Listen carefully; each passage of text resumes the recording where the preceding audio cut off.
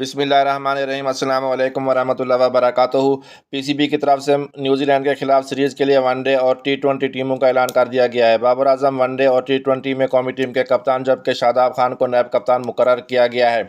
یاد رہے کہ نیوزی لینڈ کے خلاف سیریز میں 5 T20 اور 5 ون ڈے میچز کھیلے جائیں گے اور یہ میچز لاہور اور راولپنڈی اور کراچی میں کھیلے جائیں گے۔ دوستو، ویڈیو میں آگے بڑھنے سے پہلے آپ سے گزارش ہے کہ ویڈیو کو لائک اور شیئر کر دیں۔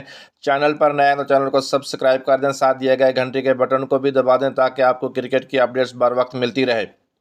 پی سی بی کی طرف سے اعلان کردہ ون ڈے ٹیم میں کھلاڑیوں کے نام یہ ہیں: بابر اعظم کپتان، شاداب خان نائب کپتان، عبداللہ شفیق، فخر زمان، حارث رؤف، حارث سہیل، احسان اللہ، امام الحق، محمد نواز، محمد رضوان وکٹ کیپر، وسیم جونیئر، نسیم شاہ، سلمان علی آغا، شاہین شاہ آفریدی، اسامہ میر اور شان مسعود شامل ہیں، جبکہ ریزرو کھلاڑیوں میں عباس آفریدی، ابرار احمد اور طیب طاہر شامل ہیں۔